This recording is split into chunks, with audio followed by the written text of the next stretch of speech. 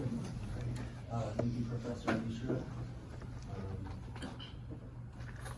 Hello, everybody. My name is Carson French. I am a paranormal researcher, and today I am going to be talking about navigating the unknown. So, just letting everyone know that we are going to be going over some topics that many would consider frightening, disturbing. If you are easily scared, it's not recommended you stay. We won't judge you if you have to leave. So, what is the unknown? How should I just answer questions or do the Discord or what? You can do the Discord or answer questions. What do you guys prefer? I'll speak for the class and say we'll just answer questions. So, there's no wrong answers here, but can anybody give me an example of what is the unknown? Yes? So maybe some questions that currently don't have a definite answer. Right, that's a good one. So any questions that there are no answers for yet, no definite answers? Anyone else? Yes? I was going to say something similar. It's just like any situation where we don't know enough to come to a conclusion on what it's about. Right. So I'm getting that the general consensus is things that are not fully explained, that there's still more questions about that nobody really knows the answers for sure. And yes, I that is correct. And so I'm going to be going into more of the details about the unknown and things to look for when you may be out doing an investigation.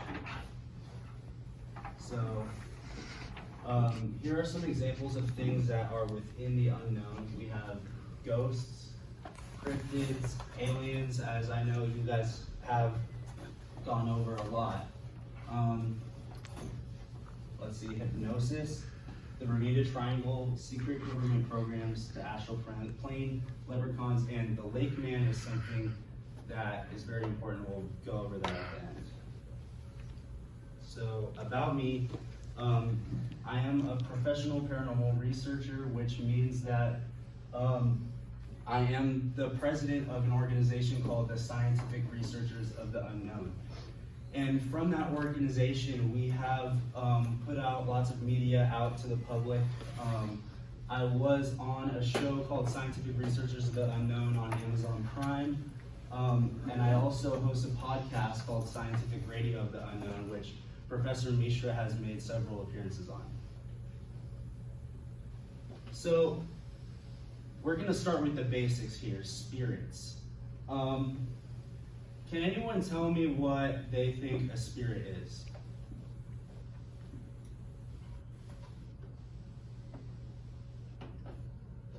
Paul, what do you think? What's the spirit? Well, yeah, it depends on your religious background, but it's kind of an entity without a form that presents or that represents some sort of conscious power. Right. That is one example, and as you're about to see, there are actually many types of spirits that spread over a very large range of unknown entities. So,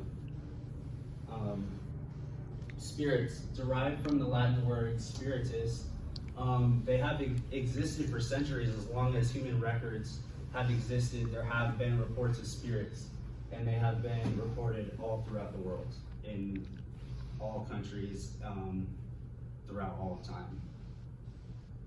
So these are the main types of spirits. There are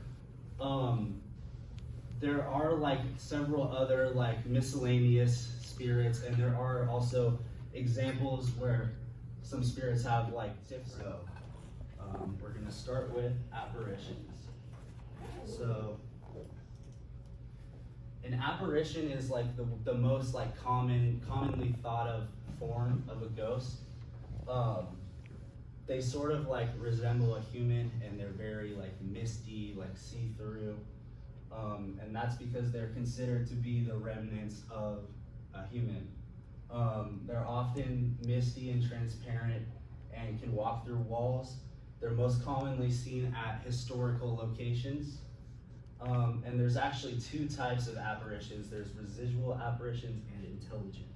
So residual apparitions are ones that are harder to communicate with. They are sort of like stuck in this time loop where they aren't really aware what's going on. They don't interact with humans at all. They aren't even like, they don't even know they're there, and you can't really, you might be able to like hear them, but they won't like intelligently respond with you. Unlike intelligent apparitions, they appear to be aware of their surroundings and will often like respond when you ask them questions, and are capable of communicating with the living. So we went ahead and gave a threat level to each one of these creatures. So for these apparitions, we gave them a threat level 1. We consider them to be harmless. They can't touch people or objects or really interact with the physical world at all, besides being able to see them or hear them. But the only reason they're not level 0 is because they can be frightening for some people, but they do pose no real threat. So the next type of spirit is a shadow person. So shadow people are human-like entities. They appear to be humans, but it is unknown if they are actually the remnants of humans. In fact, many researchers believe they originate from the astral plane and not from this reality. So they take a form of a shadow with glowing eyes, and they often observe humans, and they're most commonly seen during sleep paralysis. Has anyone here heard of sleep paralysis? Yeah, so basically sleep paralysis is when you awake in the middle of the night and can't move. It's sort of like this body response where when you're in dreams, your brain prevents you from moving, so you don't like run around while you're in a dream. But this is like a state of mind where you wake up and you're sort of half awake and half in a dream and can't move your body, and that's when these most often appear. So the Hat Man is a type of shadow person that has been seen all throughout the world, and it's really strange because why is it that everyone sees this same exact figure? He's a person who appears to be wearing a hat, often has red eyes or glowing eyes, and I would say that the Hat Man is the greatest evidence we really have for a collective unconscious. Sort of like this idea that all humans have this area in their brain that we're all sort of like connected. I don't know if anyone knows who Carl Jung is, but he has done a lot of work on this idea of the collective unconscious, and the fact that all these people see this same being in this state of sort of half awake, half asleep. I find that very interesting, how people all over the world in different cultures see this same figure. So we're gonna watch a short video on that. Is there a way I can get sound on this? Yeah, you can increase the volume. Oh. So keep increasing it. I like stopped at 30. Weird. Here, I'll start I it. never saw a face or eyes that felt like there was somebody kind of around. All around the world, people are experiencing the same terrifying vision in their sleep. I never saw a face or eyes, but just this dark kind of outline. And 在人类的玻璃那样的地方，但是看不见你。 tall man with some type of a brain tap.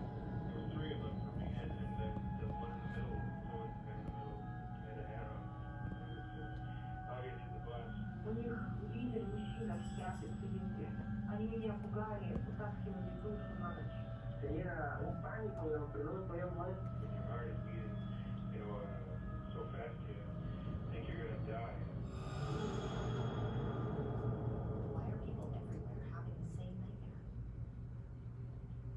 I'm Corinne Coutel. This is Quartz. Alright, so, you guys get the idea, but, we gave, shadow people a threat level 2 because, they can't physically harm you, but they mentally can feed off of any negative energy. So, if you do ever encounter one of these creatures, it's important to not show any signs of fear and like show bravery because they're repelled by that.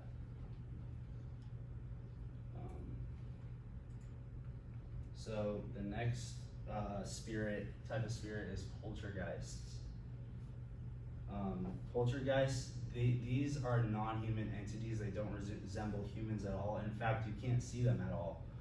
They can only be heard or felt, and they will often like interact with objects and humans. They'll like scratch people, push people, make objects float in the air, throw them across the room, and these beings are most commonly seen around people who are emotionally like depressed or stressed out.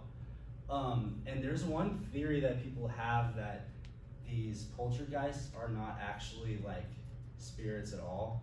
They're really just like a manifestation of people's like bad negative energy that is then like cast out into their environment. So we give these a threat level 3, which is pretty high, because they are known to like scratch people and push people. But if you're not like depressed or stressed out, if you're like mentally in a good place, then they're not known to interact with you very much. So yeah, the next type of spirit, this one is important. These are elementals. So these have been seen all throughout time, been told in many stories throughout the ages. They are ancient forces. There are 4 types. There's the earth, air, fire, and water. And in fact, like in a lot of pop culture, these are referenced. So throughout many centuries, wizards and sorcerers have attempted to bind with these elementals to control their power. This often ends up horribly, so please do not attempt this. And they are from an unknown origin. We're not sure where they are from.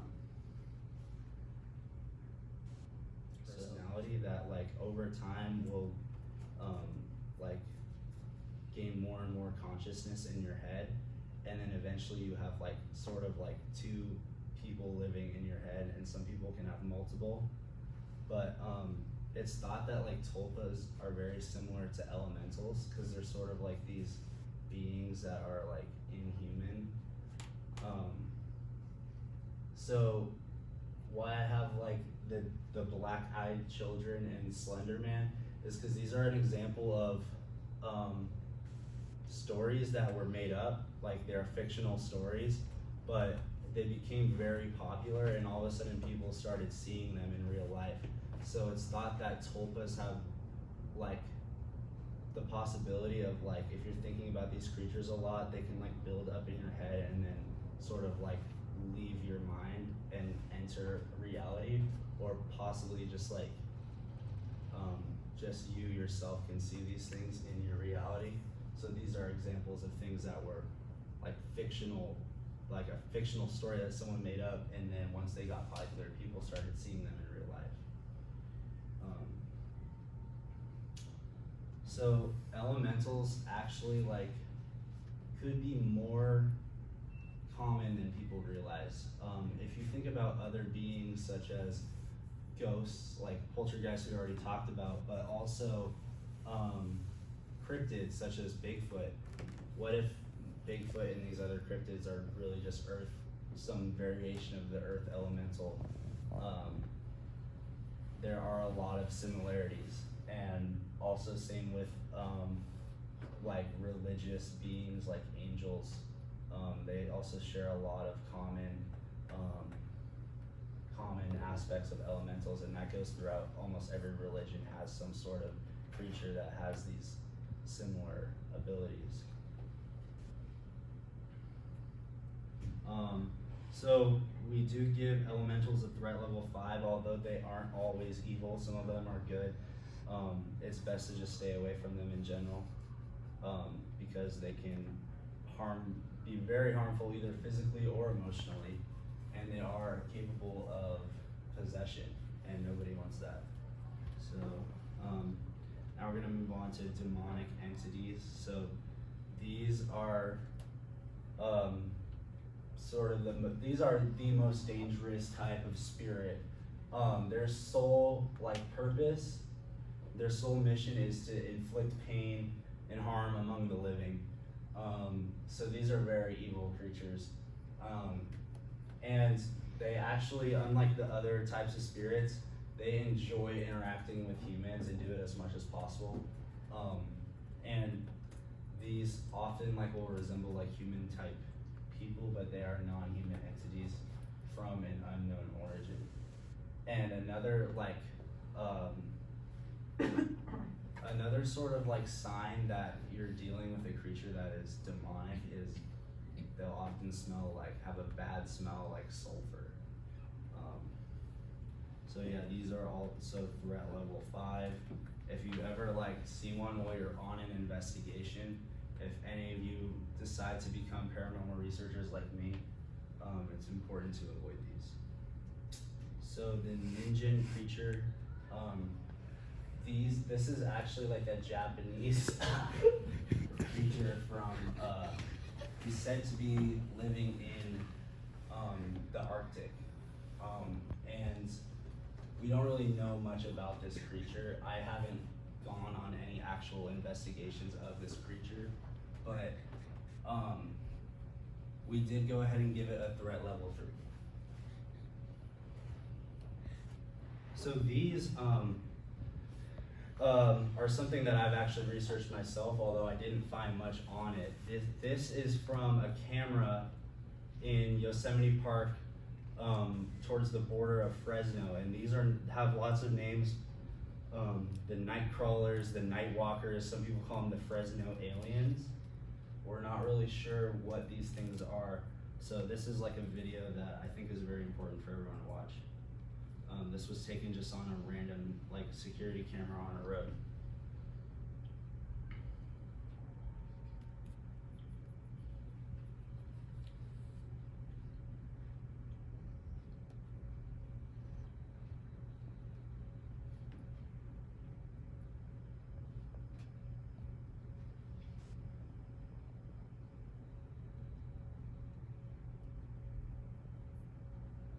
So yeah, as you can see, there's these strange creatures that are walking.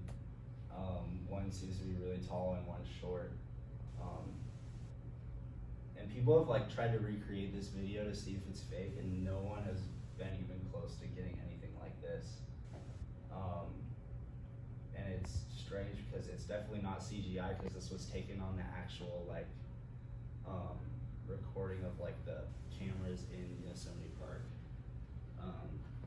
I have a question. Yeah. Comment. So, I know that probably to somebody who's really well versed on this, it's a very overdone show, but the Skinwalker Ranch, Yeah. whatever it is, I remember seeing videos like this described in it, and I think they said that there was potentially some sort of relation to the Native American entities in the area, because they had described totem poles and different illustrations that the natives had written from hundreds of years before any modern technology existed. And I thought that was cool, because that was the first one that I recognized. So Yeah, it's interesting because these creatures, this isn't the only time that they've been seen on camera. They've been seen, I believe, also in Iowa. There was a similar video. I don't have that video ready to play right now, but that's what makes people think that they are aliens, since they've been seen in different areas of the country.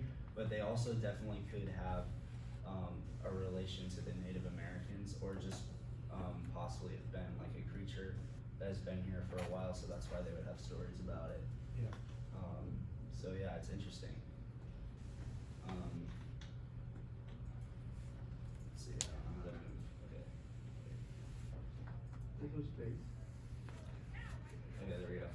So vampires, many people think that vampires are just fictional creatures, and the vampires that most people think of are actually fictional creatures, but there are actual real vampires that are living among us, and they are not like, they don't have magical powers or anything like as seen in the movies, but there are a group of people that are very like unknown. I guess not many people know about them, but they do rely on drinking blood, preferably from humans, to keep their sanity, or they will like start getting weird, like violent tendencies. 5 minutes? Okay. Alright, so basically, let me just show you a clip of an interview on my podcast we did with one of these vampires. What is it like being a vampire?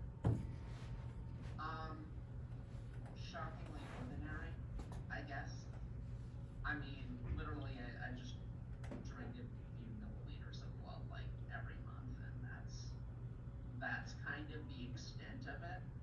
I mean, that's not anywhere near enough, but like, it's enough to keep me, you know, safe and sane and all that kind of thing, so.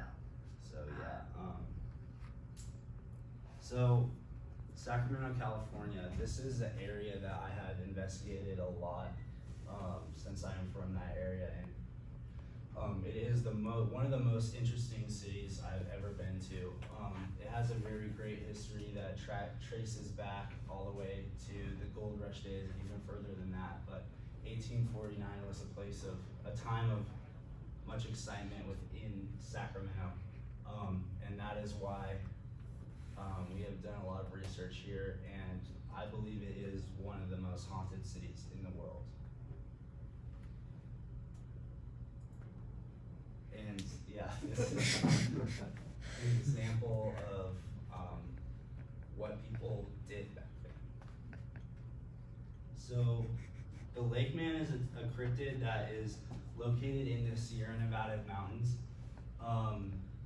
This is like a artist's rendition that I had made of him. And my organization has actually put a $10,000 bounty on this cryptid.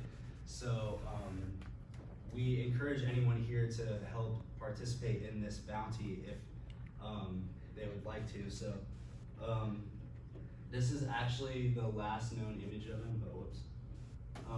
If you can see here, I'm about to zoom in on it, I actually can't tell. But that's, as you can see, it's hard to tell on this projector actually, but